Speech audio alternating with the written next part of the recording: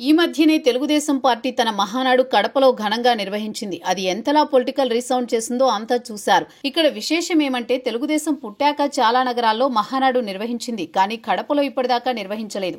కారణాలు ఏమైనా తెలుగుదేశం పార్టీ తన హిస్టరీలో సాధించనన్ని సీట్లు విభజన ఏపీలో సాధించిన తర్వాత కడపను టార్గెట్ చేస్తూ బ్రహ్మాండంగా పార్టీ పండుగను నిర్వహించి వైసీపీకి తన సత్తా ఏంటో చూపించింది. ఇప్పుడు కూటమిలో మరో మిత్రపక్షం వంతు అన్నట్లుగా ఉంది. బీజేపీ కూడా కడప నుంచే తన కార్యాచరణకు సిద్ధపడుతోంది. బీజేపీ కొత్త అధ్యక్షుడిగా నియమితులైన పివిఎన్ మాధవ్ రాష్ట్ర పర్యటనలకు సిద్ధమవుతున్నారు. వాటిని కడప నుంచే మొదలు పెడతామని ఆయన ప్రకటించారు. కడపను ఆయన రాజకీయ కోణంలో కాకుండా ఆధ్యాత్మిక కోణంలో చూస్తూ అందుకే ఎంచుకుంటున్నామని చెబుతున్నారు.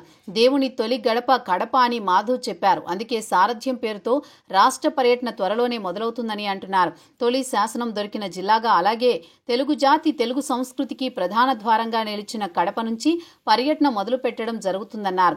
5 విడతలుగా సారథ్యం కార్యక్రమం అనేది రాష్ట్ర వ్యాప్తంగా పర్యటన కొనసాగనుందని మాధవ్ తెలిపారు. ఉత్తరాంధ్రకు చెందిన మాధవ్ ఇటీవలే పార్టీ అధ్యక్ష బాధ్యతలు స్వీకరించారు.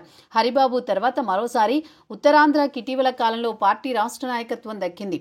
మాధవ్ ఉత్తరాంధ్ర జిల్లాల నుంచి తన పార్టీ యాక్టివిటీస్ ని మొదలు పెడతారు అని అంతా అనుకున్నారు. అందుకే ఆయన ఈ ప్రాంతం వారి నుంచి ఎంపిక చేశారని భావించారు. అయితే మాధవ్ను తన తొలి రాష్ట్ర పర్యటనను రాయలసీమ నుంచి, అందున జగన్ కి వైసీపీ హార్డ్ కోర్ జిల్లా అయిన కడప నుంచి ప్రారంభించడం పట్ల ఆసక్తి వ్యక్తమవుతోంది.